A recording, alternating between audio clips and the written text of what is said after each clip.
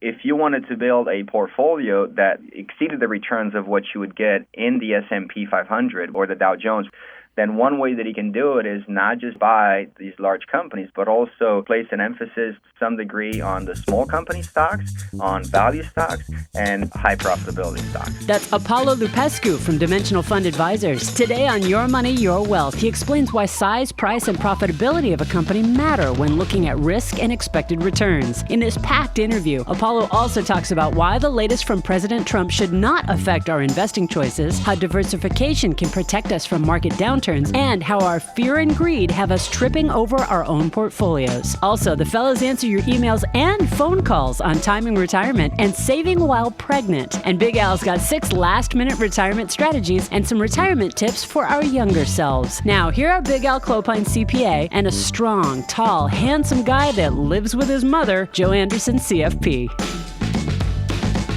Got a great show lined up, Alan. Super great show. I mean, there's so much content, I don't know how we can fit it all in, but we'll try. I came into the studio with one sheet of paper.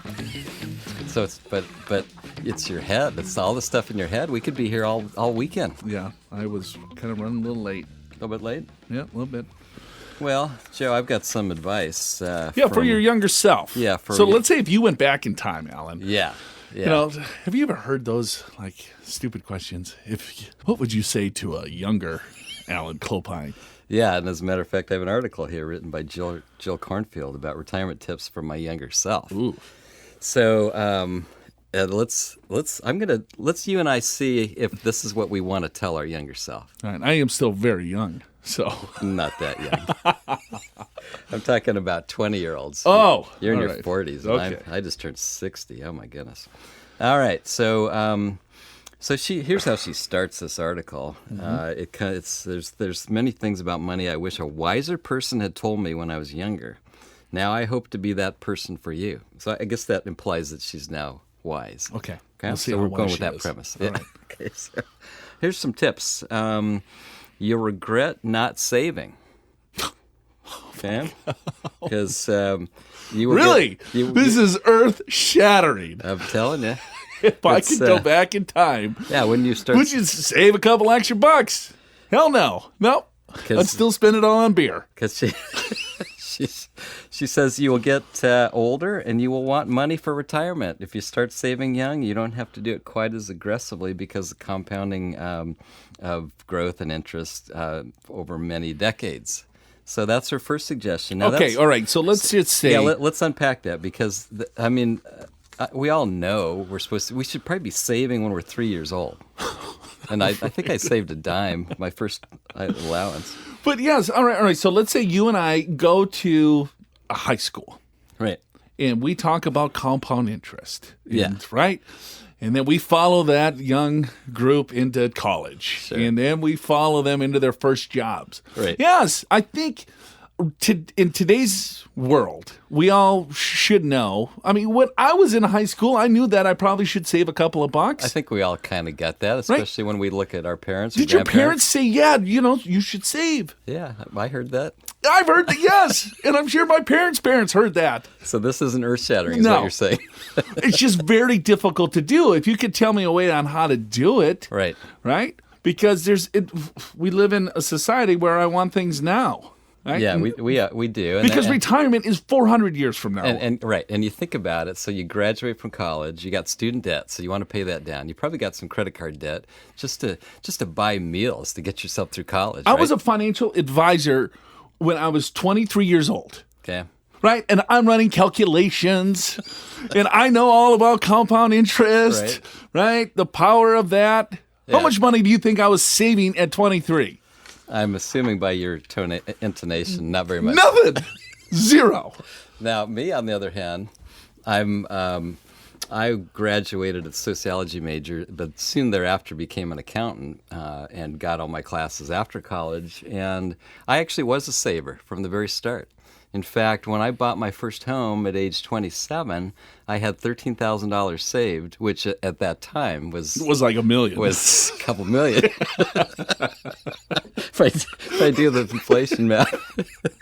Because I was born in 1714. Something like that. Anyway, So the thing, the thing is, so I bought my first house. I had a down payment. It still wasn't enough for a down payment. Even back then, I had to borrow some money from my grandma and got the first house. And I'm thinking, no problem. I mean, I save. That's kind of how I'm programmed. Sure. But then I realized as I was dating, if I dated people like me, that would be a pretty boring life. So I thought, I got to find someone more interesting than me. And you know what it turns out? People that are more interesting than me tend to spend more. Spend a little bit. Yeah, they spend a little they get more. out of the box. They get out of the box. Vacation. We could die tomorrow. Let's have fun. Right. So it's like, I'm not saving so much anymore. And so but that's real life. That's right? life. Yeah. Right. I mean, textbook is, yes, of course. Okay. Save some money. So all of you listeners in your 20s, save. How many? Okay. I'm going to check in with you in 5 years. Well, she also says it's easier to save when you're younger. Yes. I'm not so sure. She's used an example of like having your wisdom teeth removed. It's easier when you're younger. It's like it's saving money. That's a correlation. Anyway. Why would that be easier when what? Because you develop good habits, I guess. Your wisdom teeth when you're. I'm not a dentist. Why wisdom teeth?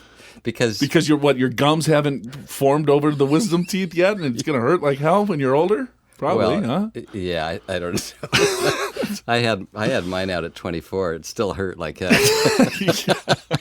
I remember that thinking, is this ever going to stop hurting? Yeah, I know. I remember like kids in high school that got them, and then they looked like a Cabbage Patch Kid, a little Campbell's kid, right? For a couple days. Yeah. No. All right. So all right. What else? What other saving? Words of wisdom does? Well, there was cornhole. Cornfield. Oh. Although there is a cool game called Cornhole. You play that sometimes? Yes, I do. I play it all the time. I like that game. Yeah. I call it Bago, but Bago? Uh-huh. Really? Okay. Same. Same. Okay. Let's see. Related to that is cool kids save. We're on a roll here, aren't we? Oh God, you got to be part of the cool kids. So yeah, cool kids save. They save, right? All right. I'm not sure that's true, but maybe when you're 65, then all of a sudden you're cool. Yes, exactly. If I'm 65, I got a couple $1 million. I'm cool definitely now. cool. I am way cooler if I'm broke. Yes, guaranteed. I guess there's a little bit on investing here to tell your 20-year-old self, all right. Or 23-year-old self, or whatever. Buy an index fund. Yeah, index funds are easy. Okay. And keep fees low. So I mean, we're going simple here, but. And then let's see. It's not the end all. This whole, I understand that fees are a drag on the overall portfolio, right? But there's a lot more to investing than just the lowest fee. Yeah, like you can invest in a CD. There's no fees there, right? Or very few. Sure, but you won't earn anything. Yeah. So you got to look at things a little bit differently. I mean, I think this anyway. I'll go on a tangent that I probably shouldn't go down. Think hard before you buy. That's actually that's a good one. I do like that one. Yeah, and here's why. Because you already brought it up. We sort of live in this culture where we want everything now, and we want to buy it now. We want to experience it now.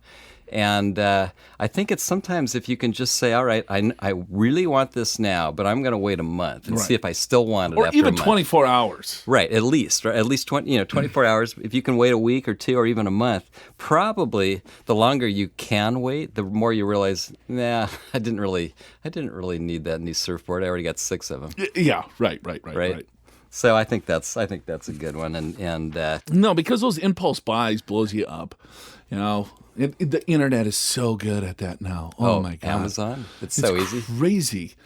You look up, hey, I need to get some new shoes. Yeah. Golf shoes, right? Yeah. And now every every page I go on is like, a new pair of golf shoes. You just Google golf shoes, and now it's on everything. Everything I ever look at shows up, right? Right. Until you buy it. Until I buy it. And then you buy it, and it says, would you like another pair? Right. Oh, do you need golf balls to go with that? Son of a bitch. Yes, I do. And I like to travel, and so I do a lot of airfare online, and of course you always get the follow up. Well, let's set up your hotel. Yeah. Let's set up your rental car. Right. How about your activities? Yeah, you need a convertible. Or yeah, you do. Or even how about this? It's like you're thinking about going somewhere, and you Google it and stuff. You go onto Kayak or Priceline or whatever, and the next thing you know, you're getting emails. Are you still thinking? Yeah. Going to Chile? There's still plane fares available.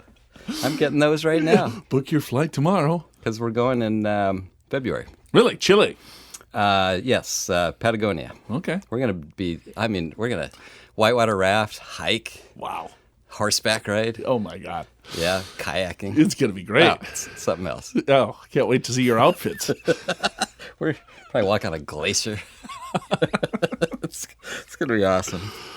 If you'd like some retirement tips for your current self, visit yourmoneyyourwealth.com to access white papers, articles, webinars, and hundreds of video clips on tax planning, investing, retirement planning, Social Security, estate planning, small business strategies, and much more. I would guess that just about any money question you have can be answered at yourmoneyyourwealth.com. But if by some small chance you need more help, you can always email us at info@purefinancial.com or just pick up the phone and call 888-99-GOALS. That's 888-994-6257. Big Al, it's that time of the show. It is. Very excited. In fact, when we get to interview somebody that goes by one name, that means they're quite important. So, ladies and gentlemen, we have Madonna. Is going to talk a little bit about her financial track because we couldn't get Prince. Right. Right. God bless his soul. But we do have Apollo. Apollo, welcome to the show, my friend. Well, thank you, guys. Yeah, that's first for me. But yes, I guess with a name like Apollo, you can go with that. Let's just start here. Let's give a brief introduction. Tell our listeners a little bit about your background, kind of what you do, how you do it, and then we'll kind of pick your brain on how to make our audience a better investor. Sure. So my name is Apollo Lupescu. I do have a last name, fortunately or unfortunately.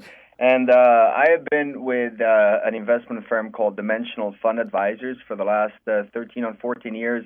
And before that, I received my PhD from UC Santa Barbara, and before that, Michigan State. And I've been, doing investing in one way or another for the last, 20 years or so.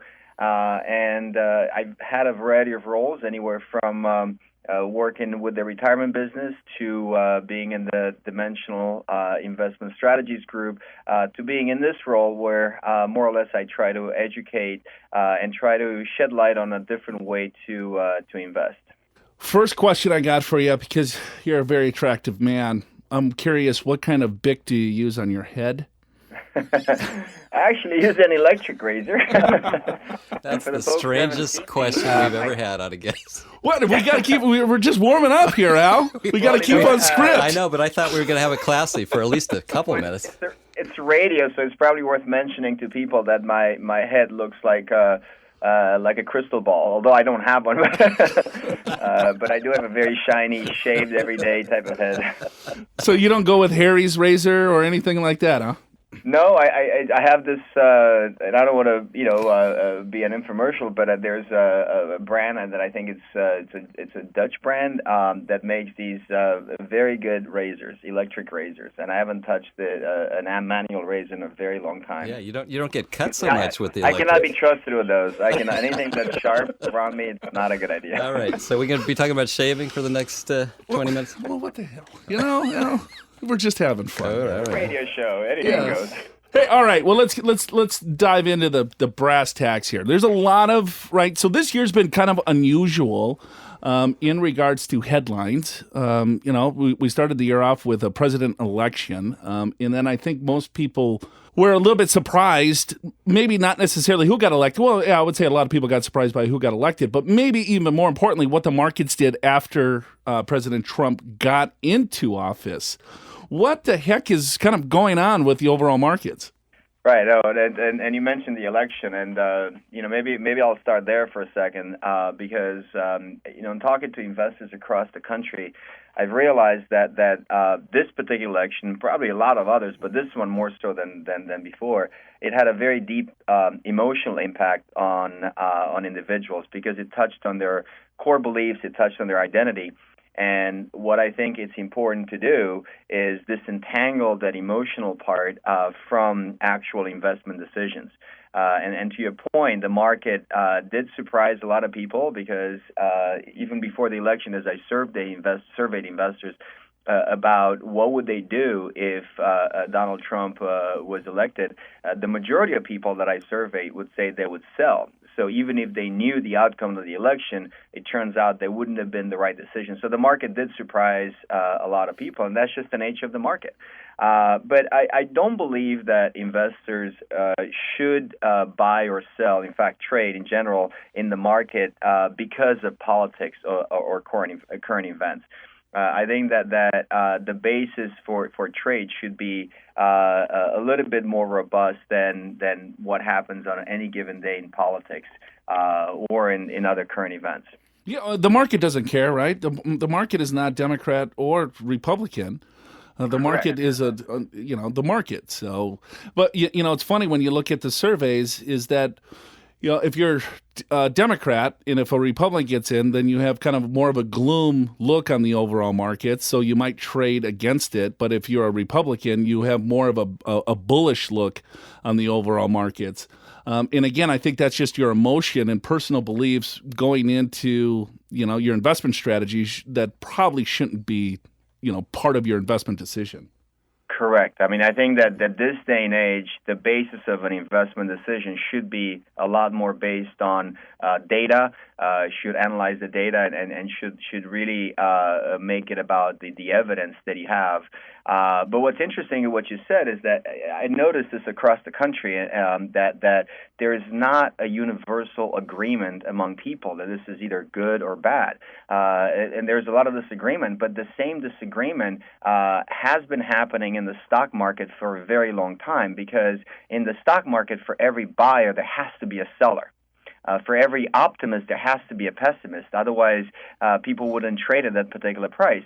So there is this agreement even within the market participants about what the direction is, and that disagreement is reflected in the price that you see. Because the market is a mechanism that it's like a machine that aggregates all this information and expectations about the future, and it does incorporate the optimist, it does incorporate the pessimist, and what you see at the end is that price that is reflective of both the optimist and the pessimist. Yeah, let me ask you, Paulo, because we talked about politics, but the economy, we've had kind of about an 8-year bull run. And so some people get the sense that, gosh, maybe I should get out of the market now because it's at all-time highs and, boy, interest rates are probably going to go up, so bonds will go down. I guess my question is, where do you think we are in the economy right now? And should that matter, or how should it matter in our investing? Yeah, and that's one of the very common questions that we're seeing these days is that people are looking and saying, we've had this long run, we reached all-time highs, and perhaps we're in a bubble, and this is not the right time to invest. Should I be moving to cash? And the way that I look at it, there are two very distinct ways to protect yourself, because I think what investors are trying to do is protect themselves against some market downturn. And one of the ways that you can do it, which is the conventional way of doing it, is try to identify when is the wrong time to be in the market and get out and move to cash. And this way, when the market does go down, you're protected because you're not invested in it. And I've personally tried that several times, and what I found is that in order for that strategy to work, not only do you need to know when to get out of the market, so you might be looking and saying the market's too high right now, but you have to make an equally important decision, which is when to get back in. And what I found is that nobody, as far as I can tell, has consistently been able to make that decision, not only when to get out, but if you don't think the market level today, 22,000, whatever it is, if you don't think that's the right level, what is the right level? Is it 19.5? Is it 21? What if it never gets there? Are you always going to stay out? So to me, that line of thought, it might be appealing intuitively, but when you look at the evidence, it doesn't seem that it would work very well. I think that probably a different way to do it, and something that's, in my opinion, more robust, is try to protect yourself from the market, not necessarily by selling, but also by diversifying into other types of investments. Number one would be probably bonds. And bonds historically have proven to be a good ballast when the stock market does decline. The second possibility are international stocks. Because they do tend to move sometimes in lockstep, but quite often actually they're not quite that perfect correlated with the U.S. market.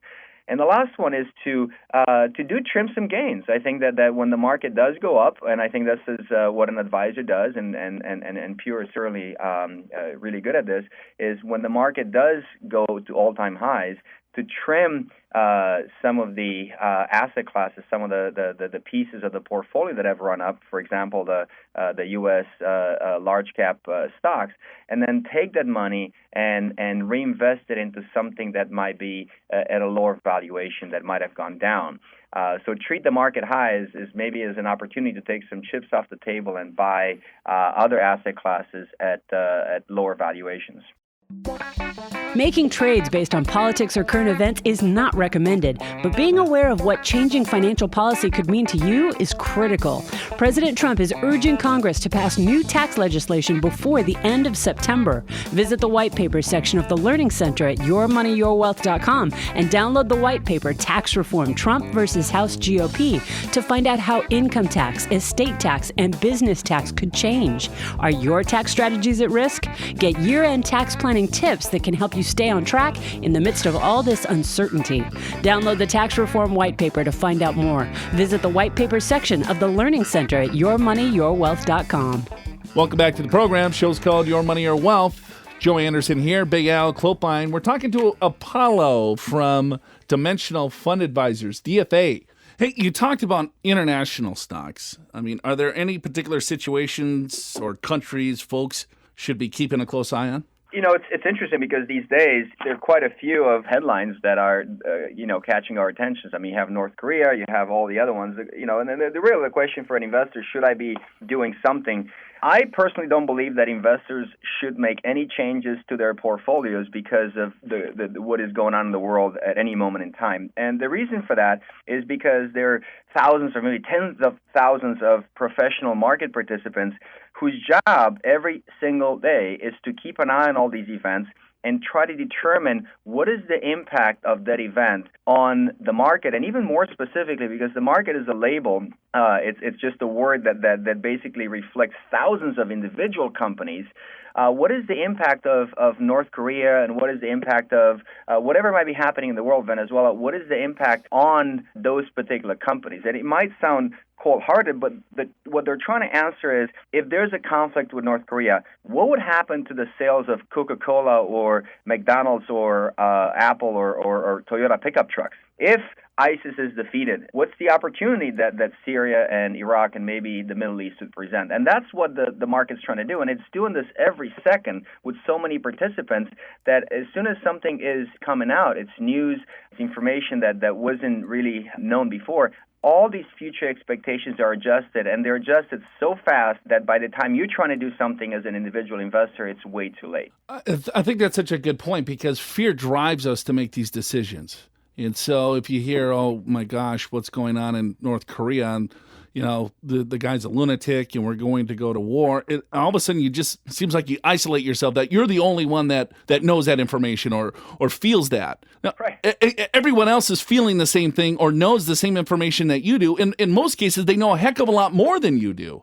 And right? And it's already priced into those particular securities. So it's a point well taken, but it's hard to digest, I think, for an average investor. It is hard because I think, part of it is that there is to a point, there's a big behavioral component to investing that drives decisions, and that's mostly the fear and the greed. But there's also this idea that I don't like to lose control. So if I can do something about it, let me do something about it. And the reality is that there's not much that you can do about it, that anybody can do about it. And I actually look at the market and look at the market response, because these are folks who will have incredible resources, incredible knowledge, much more so than any one individual as a whole. And I look at what is the reaction. If they look, and if I see the market dropping by 5,000 points, I might get a sense that the expectations that they have is that there will be something going on, and that will have a dramatic impact on our lifestyle. But if I see that the market's going to up and down a little bit like usual, I think that the probability that these market participants assign to that outcome is quite low. Because nobody knows, I don't think anybody, even me with a crystal ball, nobody knows exactly the future. But what you have are different outcomes and different probabilities associated with those outcomes. And I think that what the market's telling you by the way it moves is that the probability associated with that particular event is quite low. If the probability changes, obviously that might make the market move. We're talking, I guess, North Korea and ISIS and other places besides the U.S. And I think a lot of investors still have a very strong home bias, right? Well, Al and I look at thousands of portfolios, and I would say, majority of the stock positions that they hold are here U.S., large company USA, what would you, I guess, does international investing make sense? Or how do you educate, to make sure that, hey, you want to be a little bit more broader here, even though we're hearing some bad news, like with the Eurozone, what's going on, right, with the UK, they get out. And, there's always been kind of this negative news over the last couple of years. What advice would you give there, or what statements would you say? Right. It's definitely reasonable, because I think that the background of investing was investing companies that you know, and what are the local companies that I know, what do I shop, and that's been almost the conventional way that people have done it. So there is a bias towards the companies that you know and love. What I would tell people is that the world is a bit different today. It is a lot more integrated. To look around and even what they have in their pantry, what they have in their garage. So in other words, if you are okay with buying Kraft food, but you also have Nestle, well, what's wrong with buying both Kraft and Nestle, not only in your pantry but also in your portfolio? If you have GM and Ford as part of your portfolio, why not consider BMW or Toyota? So, in other words, intuitively, it is a global world and there's a big opportunity set. But what I would tell people is that the U.S. market, particularly the S&P 500, has done really well relative to international markets over the last decade. And when that happens, people start questioning, why do I need all these international stocks when the U.S. has done so well? Well, I think that what I would tell people is that it is important to have U.S. stocks, no doubt about it, but it's also important to have international stocks, because there are times when the U.S. market might not do as well. And in fact, we don't have to go back longer than 2000 and 2009. Over that entire decade, the U.S. market, the S&P 500, had a negative average annual return over the entire decade. It was actually dubbed the lost decade.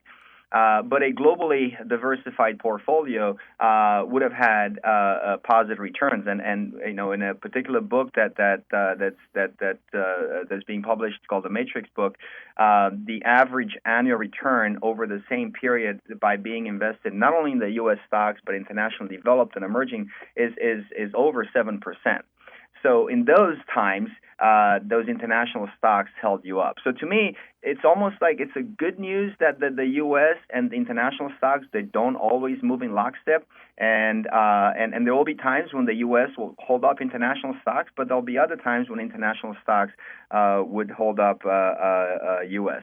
And the last point I'll make here is that whenever something goes down in value, I would look at it as an opportunity rather than a threat. So when people are talking about U.S. market being at all-time highs, well, maybe this is a good time to look at some asset class, some parts of the world that have gone down. So particularly if you do it through a systematic process, and you guys do it through something called rebalancing, I think that's actually really important because, again, don't look at it in a fearful manner, but look at it as an opportunity. And in that respect, I absolutely think that there is a role for international stocks. Yeah, and it's not just domestic and international. There's different kinds of companies. There's smaller companies and larger companies. There's growth and value stocks. And can you sort of address maybe some of the differences in those? And should you tilt your portfolio one way or another? Right. So what you're mentioning now is part of the core research that's been done in the academic community, and that research has to do with distinguishing between different categories of investments, different categories of stocks. So to begin with, in terms of investments, we know that stocks and bonds are different. One buys you ownership in companies. The other one is a form of lending.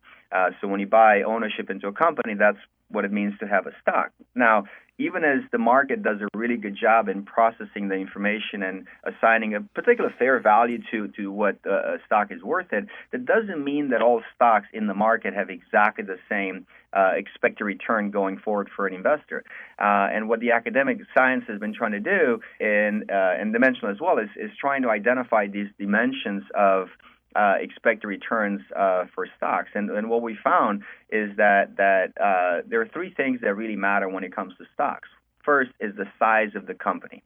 That if you look at companies that are large, the jumbotron, well-known companies that are in the Dow Jones or the S&P 500, those have a different investment expected return profile from the smaller companies. And right now in the U.S. market, there are roughly about 2,000 of these smaller companies that are not part of the S&P, they're not part of Dow Jones, they're standalone, and historically these have had a different return pattern and different expected returns going forward than the large companies. So the first distinction is small versus large, and it turns out that historically the small company stocks have had a better historical return, average return, and also going forward there's a higher expected return.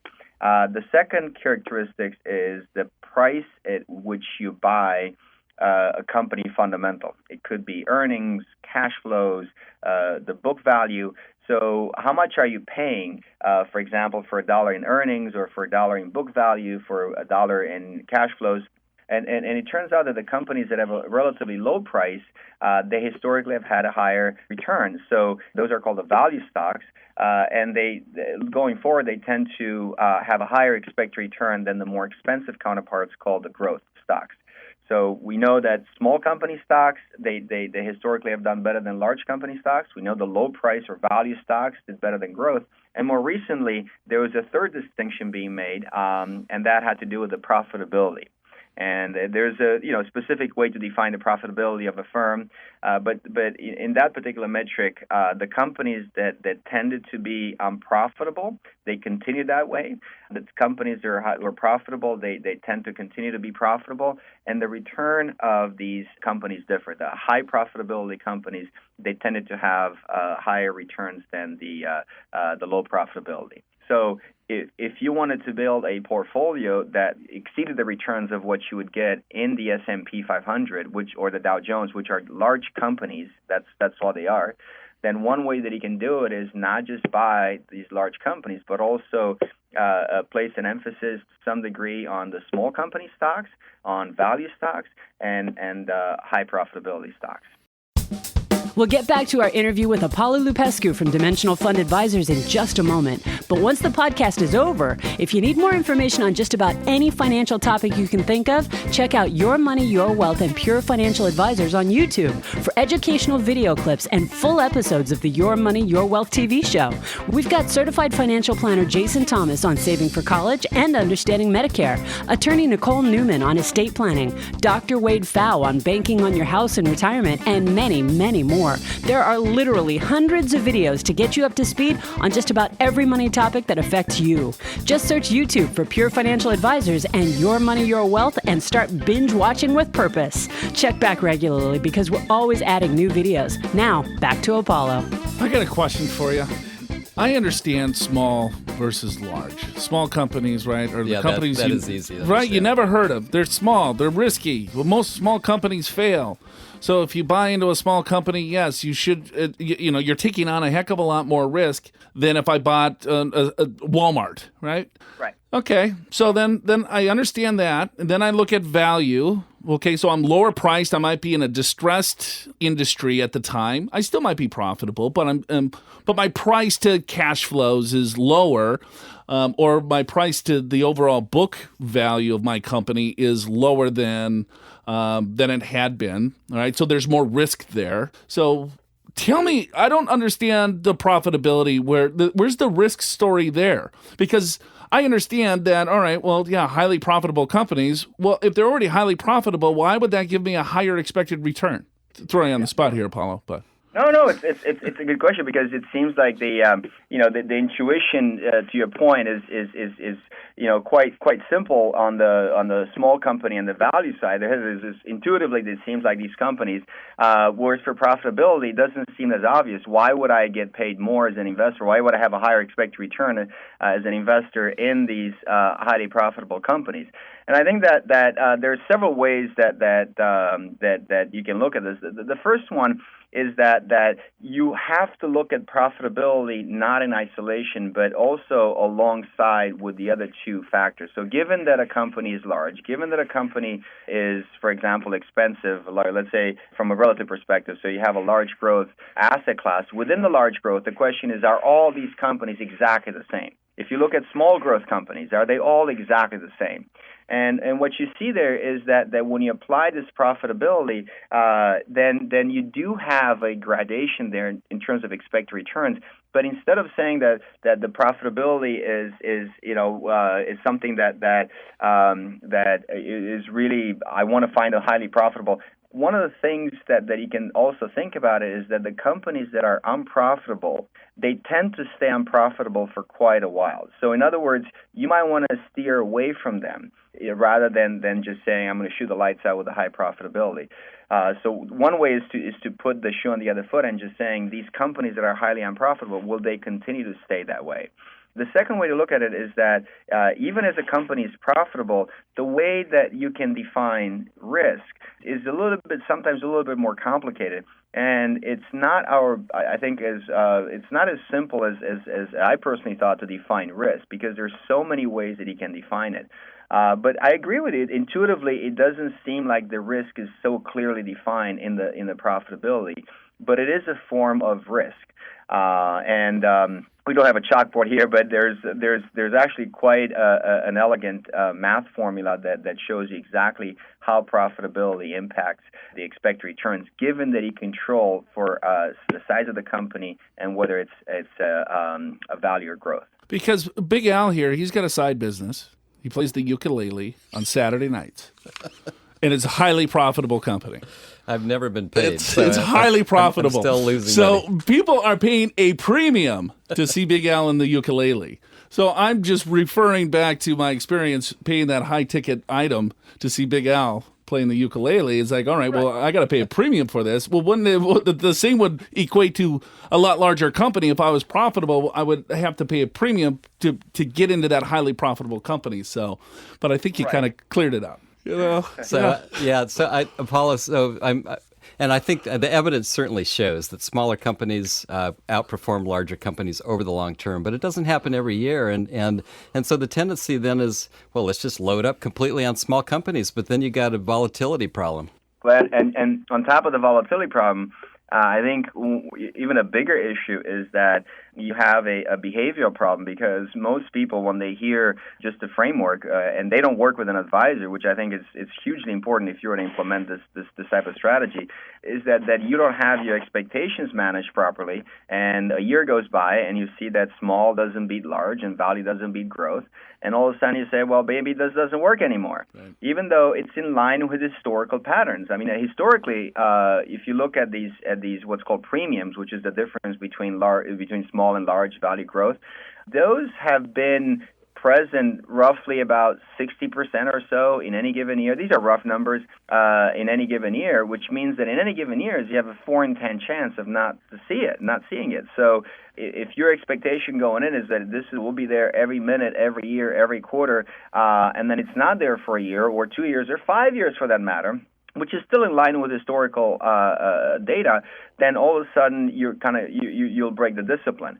So I think it's hugely important for anybody who who wants to do an investment system of this nature to work with an advisor, because there is a science to how you allocate between large, small value growth, and then how do you maintain the discipline along the way. And what we found is that by far the most successful folks, basically have a good understanding of the system, and they do work with an advisor. The discipline is, I think, so key. I just read a quick article. It was a survey done about 401k plans, and then they were looking at the trades within the 401k plans. And I guess July, it was like the lowest trades people made in their 401k plans in 5 years. But the trades that they did make, right, where do you think most of the money flew into or went into? What asset class? Anyone want to take a guess? Boy, I wouldn't even. I don't know. I mean, it's, I'll have the drum roll, and you tell me. I'll guess S&P. They went into, number one was international. Okay. And number two would be, what do you think? And it's not the S&P. REITs? Emerging markets. And why do you think that was the case? What is international and emerging markets up year to date? Yeah, they've done well. Up like 25%. So you're always chasing last month. That is the problem. It's like people, they don't even know what international, I mean, they just look at what. Oh, yeah, these stocks I'm allocating my 401k plan. All right, what am I going to do here? I'm going to look at this year, the last 9 months. What has the best performance? Oh, boom, 25%. That's where I'm going to allocate my money to, So discipline is key, my friend.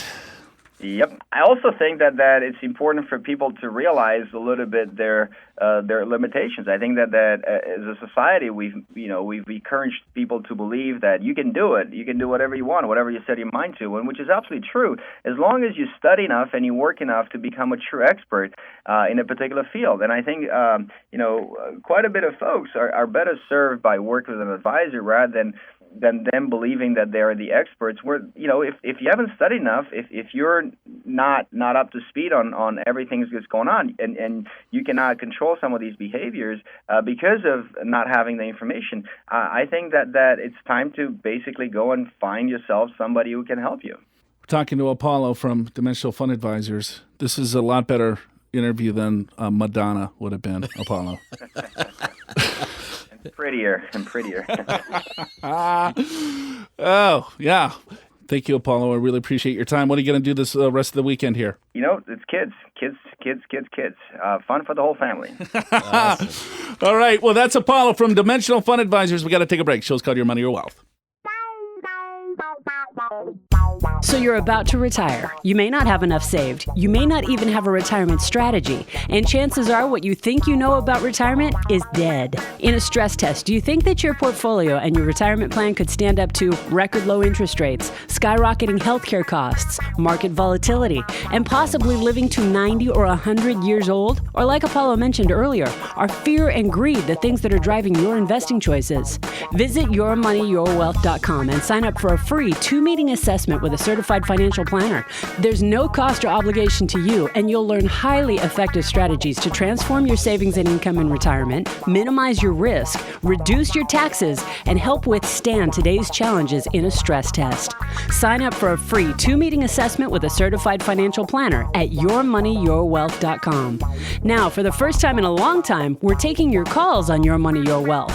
If you have a money question, call 888-994-6257. That's 888-994-6257. You know how many years it's been since we've taken live phone calls? Longer than I can remember. It's been a while. And why haven't we? Because we were afraid that we'd get stumped. Remember the Stump Big Al segment? Yeah, which never happened. Oh, come on. That one guy kept on asking crazy questions of Iraqi dinar. I don't count that. Well, I do. I know you absolutely do. I think we have James on the line. James, welcome to Your Money, Your Wealth. Thank you so much for having me. It's a great pleasure for me. I've been listening to your podcast for a while now. James, where are you from? Yardley, Pennsylvania. So about as far in the country as I could get from you guys. All right. So our reach is all the way out to Pennsylvania. That's cool. Well, what do you got for us?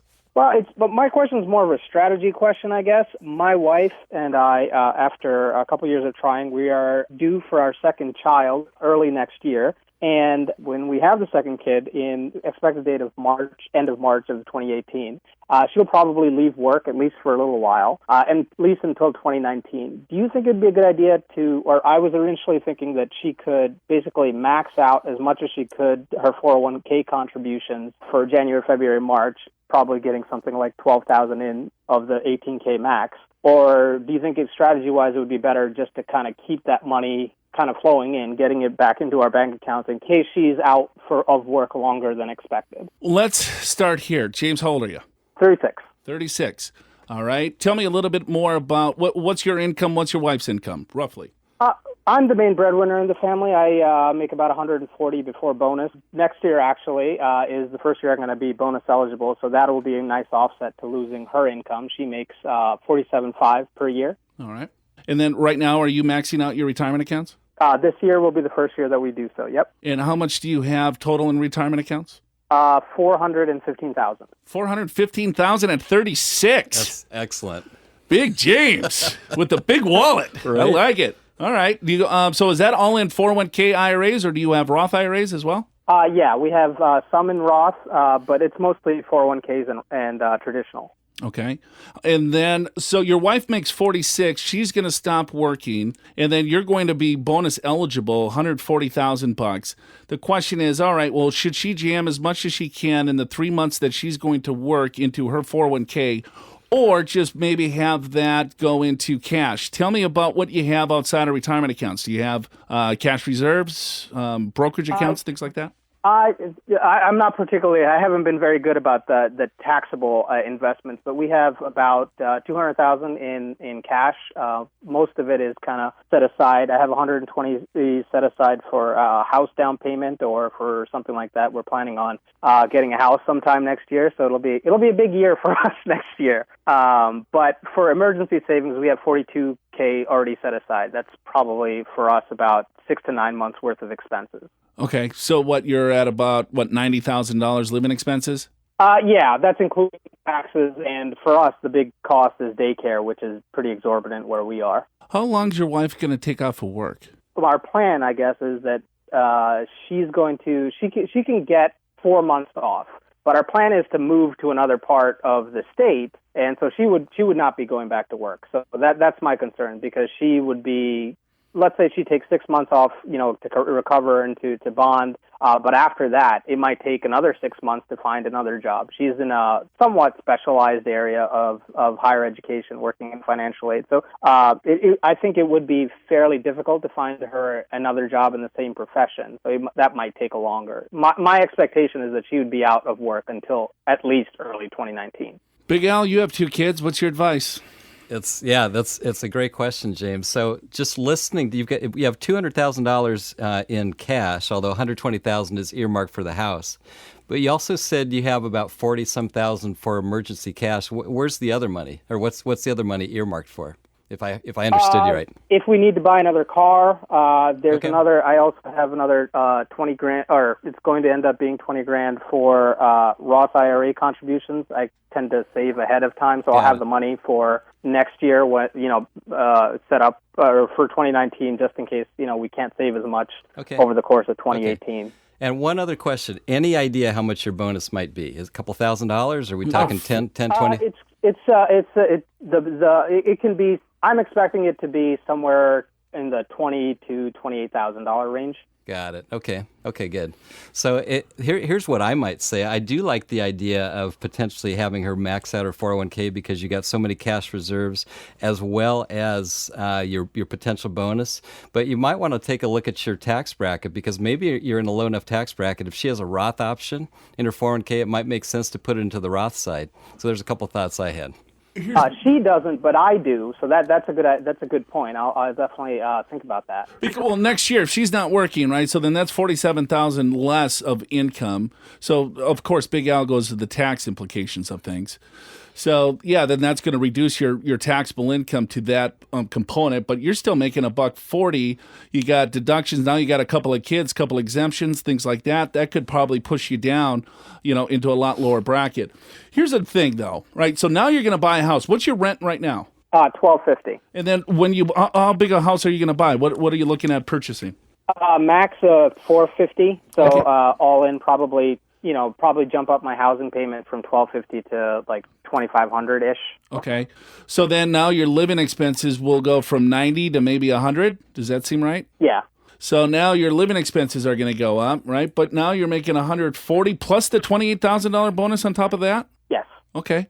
Yeah, I think you got enough cash. There's some good cushion there. And then if she can, I think she should save. I agree with Al. If you can jam that in, if you only had like $5,000 in cash, I would say, you got to build that up. But I think, you're on the right path there. You got enough cash.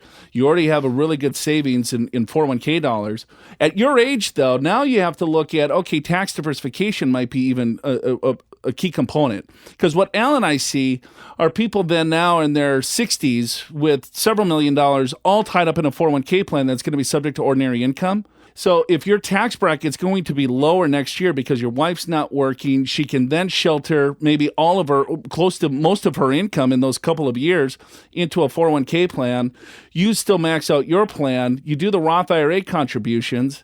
And then you look at what tax bracket that you think you're going to be in, and then you might even look at doing some conversions along the way, So I agree with that too, and I think if you look at your tax bracket right now, probably with your deductions, you're going to be probably in the 25% federal tax bracket, maybe close to the 28% bracket, based upon your spending. And I know you're young, but if we just sort of project things forward, you'll probably be in a similar tax bracket in retirement, particularly with your savings rate. So then it's like, well, maybe that tax diversification would make sense.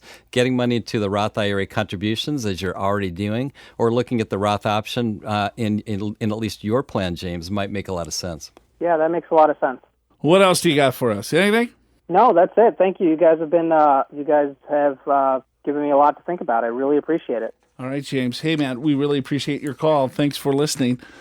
That's James. Good job, Big Al. Yeah, that was fun. You just went right to the taxes. Just right to it, huh? You didn't care about anything else. But the guy's tax bracket. Because he's got a lot of cash reserves. I know, that's pretty impressive. James is on top of it. He beats us, doesn't he? Well, you look at it, he's 36 years old, right? Yeah. So he just blew up our whole first segment. That young. I told you somebody saves. Well, 36. I mean, I'm 4 years older than him, or actually 6 years older. You're like almost 10. Oh, whatever. I'm not even close to 10 years older than James. I said almost. Yes, right. But yeah, no, he's got $400,000 saved, and then he's got another $200,000. It's impressive. He's got $600,000. He was making $140. That's almost 5 times his income at age 36. That's pretty good. You just do the math, and if he just keeps going ahead, let's just say age 65, without even my financial calculator, that's millions in a 401k at that point. Exactly, right? And then making that type of income, he's going to have fairly large Social Security. Mm-hmm. So his retirement track looks pretty good. But, the caveat, now you got 2 kids. Now you got daycare, right? And so you're going to have to juggle a little bit, and maybe his savings is going to go down in the future. It may. Right? Because then you got college education that you need to start thinking about. Then you have, private schools or whatever that their goals are that they wanted to do. So if they have the ability to save now, it's always the time value of money. And just get it in, forget about it, because you do have other resources. But in the future, he might have to tone down his savings. And I think he'll still be in a really good spot. Well, and the other thing that can happen, and often does, Joe, is his wife, maybe she has trouble getting a job, and it's like, well, I'd rather be with the 2 kids anyway. Right? So, James, why don't you work? And so then they may have less income from that. So, and then they're buying a house at the same time, which oftentimes is more expensive. Right. You got to upgrade things. It kind of goes to show where when we talk about planning strategies, it's not just one and done, right? This is what makes sense maybe right here, right today. But in 6 months to a year, maybe something has to change. because life changes. Exactly. So it's like, all right, well, here, if you do reduce your overall savings, what is that going to have on the full impact of your overall retirement, given the fact that, hey, you're in your mid-30s and you've already accumulated, 2 times more than people in their 60s. Right. Right. And then you just have the compounding of that, making sure that it's invested appropriately. We didn't, get into that at all. But I'm sure James listens to the show. He's hopefully he's globally diversified. Yes. And, yes. He's tilting his portfolio towards small in value. As I we would heard in imagine. our last segment. Yes. Right. So. Okay, so now that you've heard how it's done, it's your turn. If you've got a burning financial question for Joe and Big Al, just call 888-994-6257 for a chance to talk to the fellas and have your question answered during Your Money, Your Wealth. That number again is 888-994-6257. 888-994-6257. Time now for Big Al's List. Every week, Big Al Clopine scours the media to find the best tips, do's and don'ts, mistakes, myths, and advice to improve your overall financial picture in handy bullet point format. This week, 6 last-minute retirement planning strategies. We're just super busy today. I know. Usually we get to this much sooner. We got callers. We got Apollo. We're having some fun today. But Joe, I was looking for a cool list for this week, and I found one, I think. It says it's not too late. 6 last-minute retirement planning strategies. Started reading it, and I thought, this is pretty good stuff. And then I looked at the author, Brian Perry, who is an employee of ours. Wow. And he's new employee. He's been with us, 3 or 4 months, something like that. And he's an author. And so I said, is this you? And I figured it was, because his first example is quoting a CFP in the San Diego area. So I thought that was a pretty good clue right there. Who was the CFP he quoted? Not Joe Anderson. It was fired. It was Michael Shanahan. Mike Shanahan. Yeah, I don't know him. Yeah.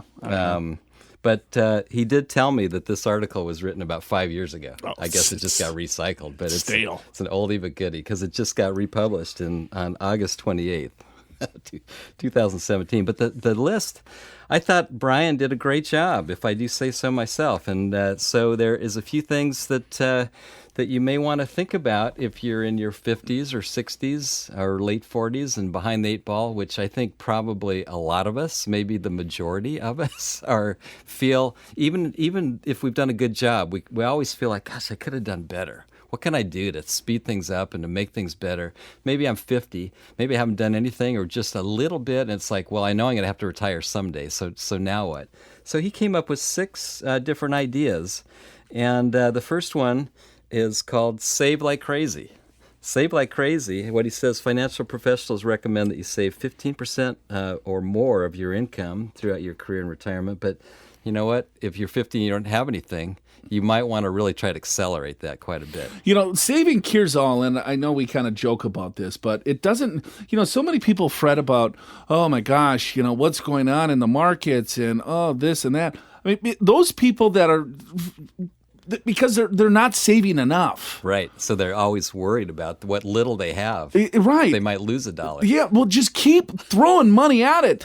That's your cure. Throw money at it. Do whatever you possibly can. Right. If you're in your 50s and 60s, and I get it, things are tight and you can't, but you just have to start, putting things through the acid test. And what is the most important part of this? Joe, not everyone realizes how much you can save in retirement plans. And if you have a 401k or a 403b, it's $18,000 is the amount this year.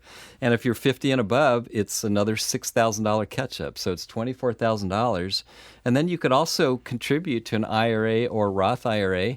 That's another $5,500 plus the $1,000 catch-up, $6,500. So $30,500 is actually what you can put into retirement plans. And I'm not saying that's easy. I'm not saying it's easy at all. Right. But the thing is, if you are making a pretty good income and have very little to save, this is not sustainable. So you better make some spending changes right now, because otherwise you'll get to 65, 70, still have not very much, and now you're going to be living on Social Security, which I got to tell you is probably 30% of your income. So then you're going to be forced to cut back then.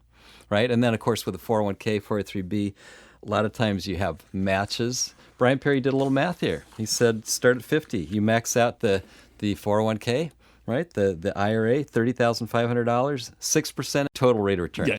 $1.1 million by age 70. Wow, boom, right there. And I checked the math. He was correct. Good. Yeah. Good. Fact check.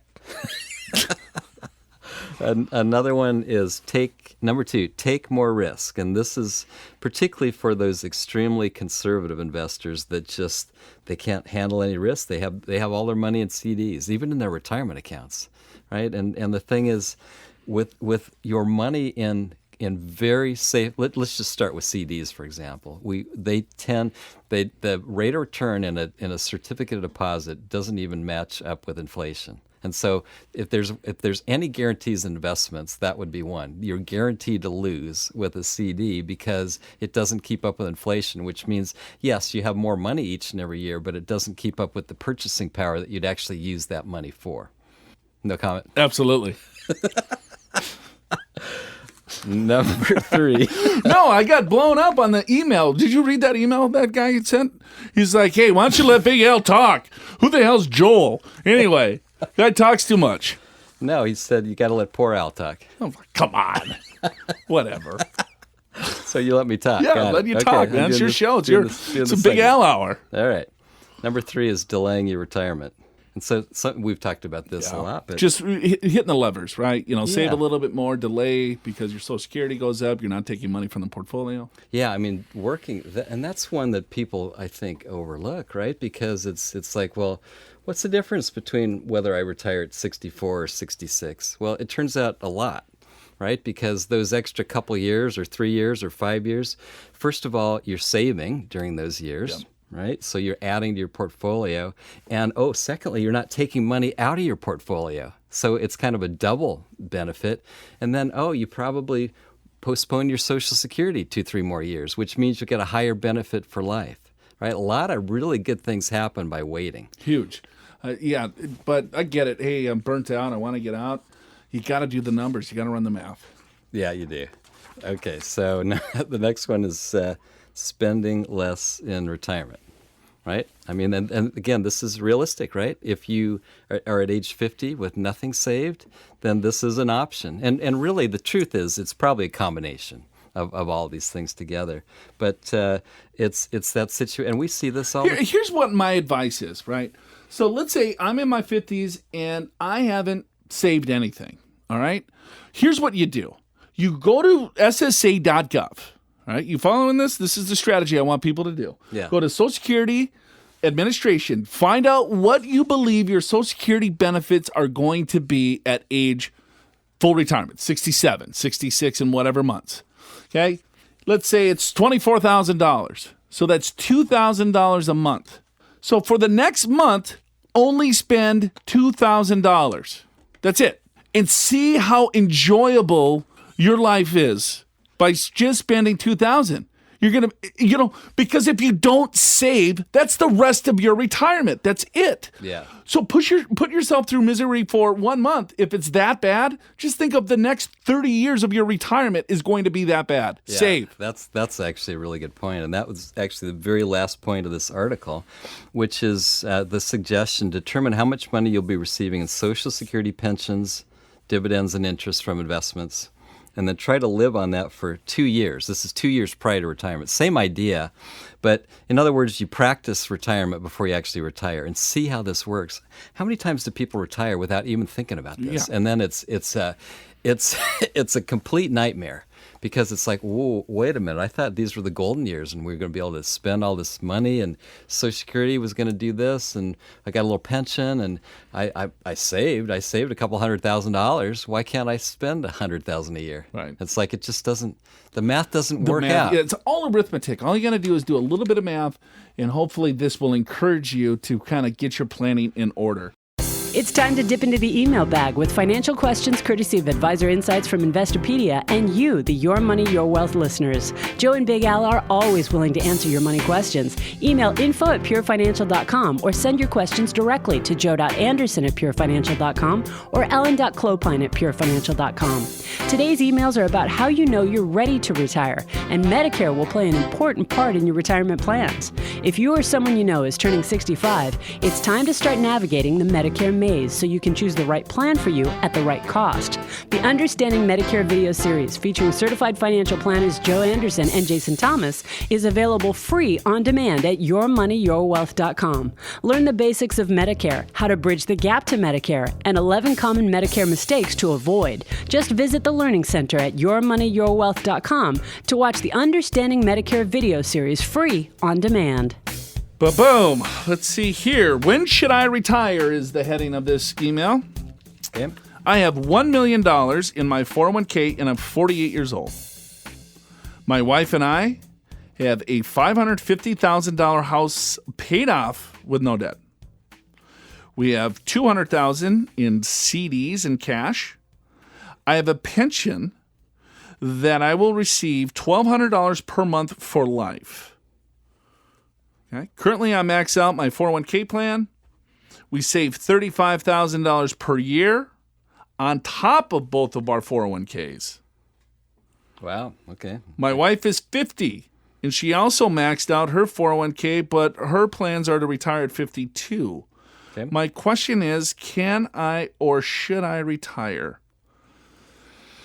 Well, we didn't really get into one of the spending. biggest components of this whole equation is missing.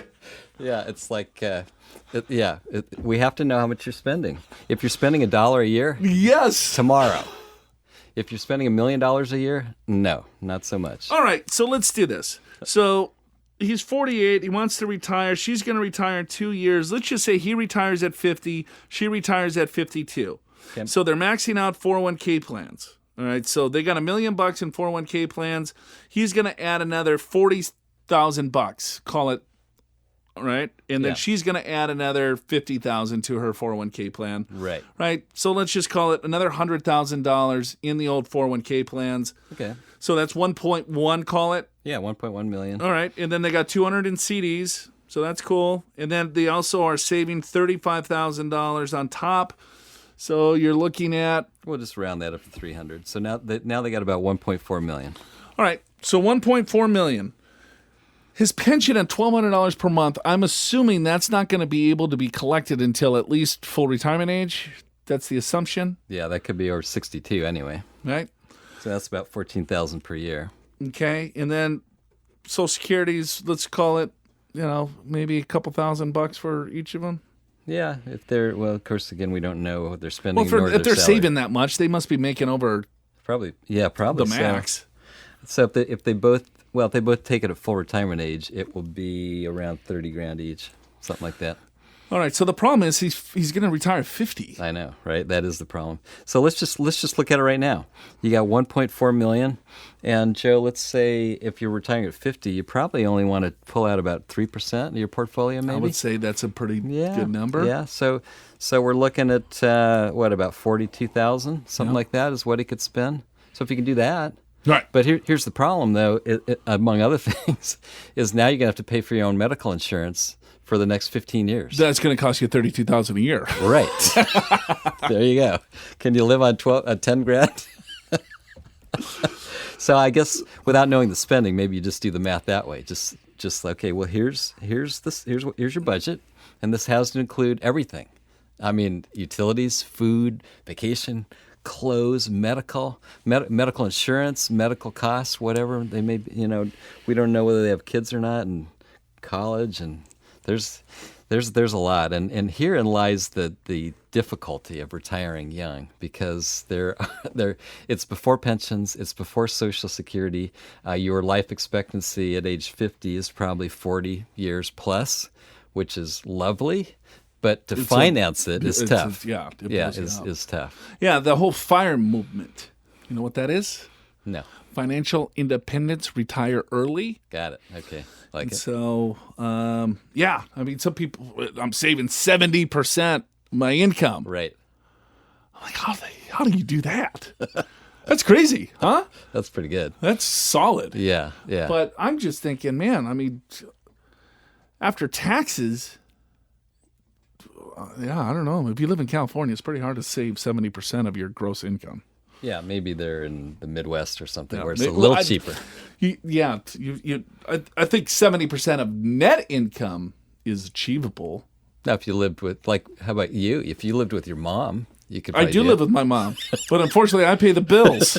I think it's the other way around. I think she kind of lives with you. Only during vacation. Which, Yeah, I live with my mother. I'm 43 years old, single, and I live with my mother. Well, your home is her winter home, But because I am she's in Minnesota. 6'4", 212 pounds.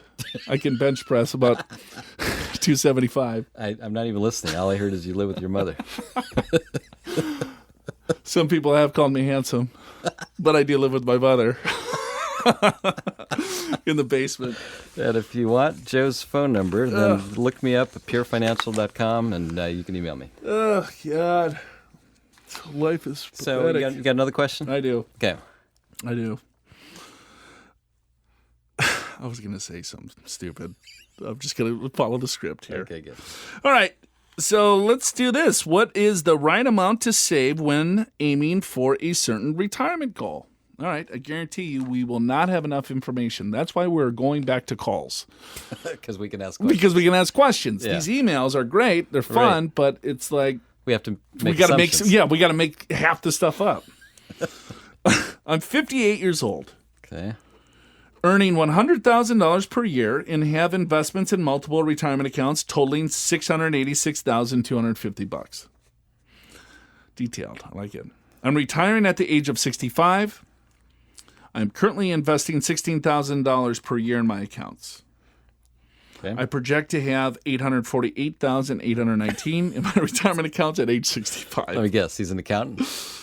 I will be collecting $2,200 in Social Security when I retire. Nice. I also do not own my home due to my divorce. How much money will I need to hit my projection? Should I be saving more? What's his projection? I project to have $848,819 in my retirement accounts at age 65. So we still don't know spending though, right? No, of course not. Well, So do you have a do you get your little HP 12C? yeah, I got an HP on my phone. All right, so do this with a present value Okay. of $686,250. I'm just gonna go 686. Okay. What are you doing? All right, I'm going to see how much money he needs to save. We're going to sell it for payment. Okay. Oh, to get to 848. Yeah. Okay. So 686 is the present value. 848 is the future value. Zero. We'll do 6%. I want to say. Yeah, let's say, and then And you we'll got say 7 years. 7 years. Okay. Right. So the payment is. Did something wrong here. It came out to be a large number, didn't it? Yeah. I forgot to put a negative sign on this one. Hold on here. $22,000 a year. So he's saving 16, a little short. Well, sure. It needs to approach a couple thousand per month. What about 7%? Okay. That's highly unlikely in 7 years to get 7%. Well, it's possible. It's possible. Yeah. Not probable. Compliance. It's like 21,800. Didn't change it that much. Okay. Well. Yeah. So yeah, you're on the right track. 16,000. Gotta save a little bit And more. I'm not sure where he came up with this projection of $848,819. Well, I guess that's what he felt he needed to cover his lifestyle. Well, where does it? Tell me more. Right. So just like you said, we have to make up stuff. So let's say 850. So probably at 65. 4%? Are you comfortable with 4%? Yeah, 3.5, 4. Yeah, I Math think is so. easier at 4. I think so too. So 4% of a million is 40,000. So let's say it's about 35. Yeah. Just roughly. Sure. And then his Social Security, $2,200 a month, so that's about 27, 28, I don't know, something like that. So we're looking about $60,000, a little over $60,000 of income.